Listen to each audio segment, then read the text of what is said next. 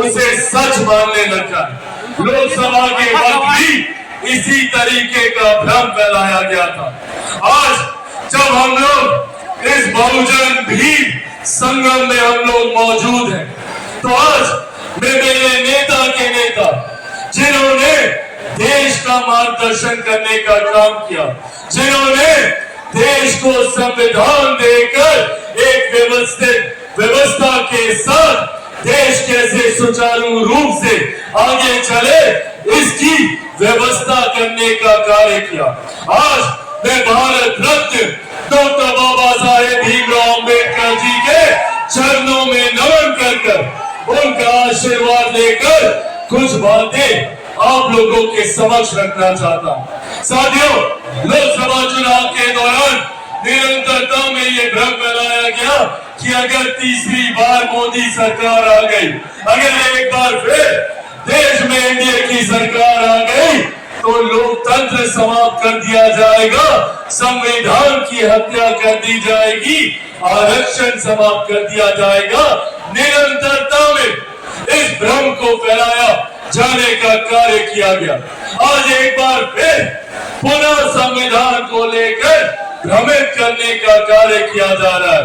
पर ये बातें हम लोगों को जानना जरूरी है कि जो लोग आज संविधान की हत्या की बात करते हैं, सही मायनों में अगर देश में किसी एक कालखंड में अगर संविधान की हत्या की गई थी, तो वो 1975 में आपातकाल लगाकर सही मायनों में संविधान की हत्या करने का काम कांग्रेस, उनके नेता और उस वक्त की प्रधानमंत्री इंदिरा देवी जी के द्वारा की गई थी। उस वक्त सही मायनों में इंदिरा गांधी के द्वारा लोकतंत्र की और संविधान की हत्या की गई। उस वक्त का दौर और जितने लोग आज इस तथाकथित इंडी अलायंस का समर्थन करते हैं, पूछने की जरूरत है इन लोगों से कि क्या आपातकाल के ये लोग भुक्तभोगी नहीं है। पूछे राजद के नेताओं से जो आज कांग्रेस की सरकार का समर्थन करते नहीं थकते, पूछिए इनसे कि भैया आपातकाल के वक्त क्या ये जेल नहीं गए थे?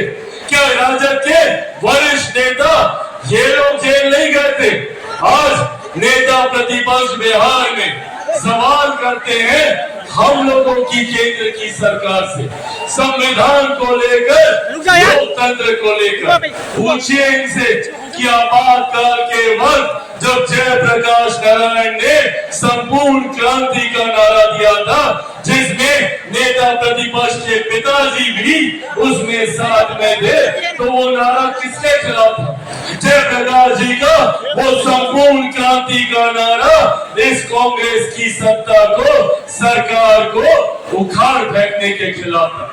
और आज जब कांग्रेस के नेता राहुल गांधी जब बिहार आते हैं, तो हाथ में एक लाल रंग की संविधान की किताब को बार बार लहराने का काम करते हैं। पूछिए उनसे कि भैया कब आप माफी मांगिएगा लोकतंत्र की हत्या करने के लिए? कब आप माफी मांगिएगा संविधान की हत्या करने के लिए? राहुल गांधी जी को ये जवाब देना होगा। समय समय पर जिन नेताओं से जो भूल हुई, उन्होंने अपनी भूल के लिए माफी मांगने का काम किया। पर आपातकाल के दौरान किस तरीके से नेताओं से लेकर आम जनता तक को प्रताड़ित करने का काम किया, इसके लिए कांग्रेस और कांग्रेस के नेता कब माफी मांगेंगे, ये जवाब आज राहुल गांधी जी को देने की जरूरत है, जब वो हाथ में संविधान की किताब लहराने का काम करते हैं।